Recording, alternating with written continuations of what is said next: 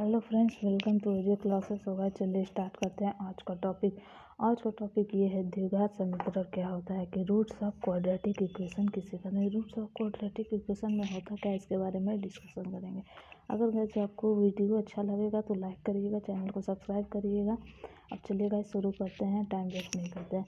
चर के वे सभी मान, चर मतलब कोई भी आपको चर दिया रहे, जैसे एक्स का कोई वैल्यू दिया रहे। चर का मतलब हुआ कोई भी किसी भी, यहाँ पे अगर एक्स का कोई वैल्यू दिया रहे, मान लेते हैं, जो किसी द्विघात समीकरण को संतुष्ट करता है, जो एक क्वाड्रेटिक इक्वेशन को संतुष्ट करता है, मतलब वो उसके इक्वल होता है, तो वो द्विघात समीकरण का मूल या फिर हल होगा। तो वो द्विघात समीकरण का मूल या हल होगा। ये था हमारा द्विघात समीकरण। चर के वे सभी मान जो द्विघात समीकरण को संतुष्ट करते हैं, ये तो वो हमारे क्या होंगे, क्वाड्रेटिक इक्वेशन के सॉल्यूशन होंगे या फिर मूल होंगे, रूट्स होंगे। देखिए, अगर हम एग्जाम्पल के थ्रू समझें तो आपको कोई एग्जाम्पल हम देते हैं। ये हमारा एक द्विघात समीकरण है, क्वाड्रेटिक इक्वेशन आपको दिख रहा होगा 3x² - 2x - 1 = 0।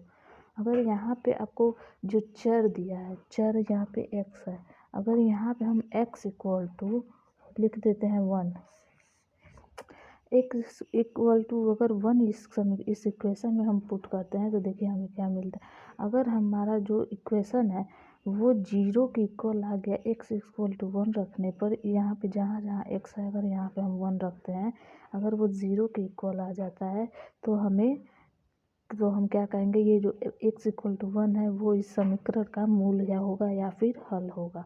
तो चलिए अब सॉल्व करते हैं।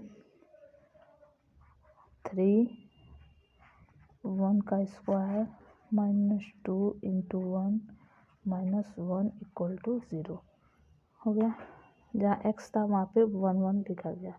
अब यहाँ पे 3 का अगर 1 में स्क्वायर करेंगे तो 3 होगा, -2 × 1 × 2 - 1 = 0। 3 में से अगर 2 जाएगा तो क्या बचेगा, 1 1 - 1 = 0। 1 - 1 = 0। ये देखिए हमारा लेफ्ट हैंड साइड जो है, left hand side right hand side के इक्वल आ रहा है। इक्वल आया कि नहीं, 0 के इक्वल 0 ये है तो ये भी 0 है। Left hand side right hand side के इक्वल है, तो हम ये कहेंगे जो हमारा x = 1 होगा इस क्वाड्रेटिक इक्वेशन का हल होगा, सॉल्यूशन होगा। ये था हमारा roots of quadratic equation. So guys चलिए, अगर आपको कहीं भी कोई दिक्कत हो, अगर आपको कोई पॉइंट ना समझ में आता, आप हमें बेझिझक कमेंट बॉक्स में पूछ सकते हैं। कल फिर मिलते हैं एक नए टॉपिक के साथ।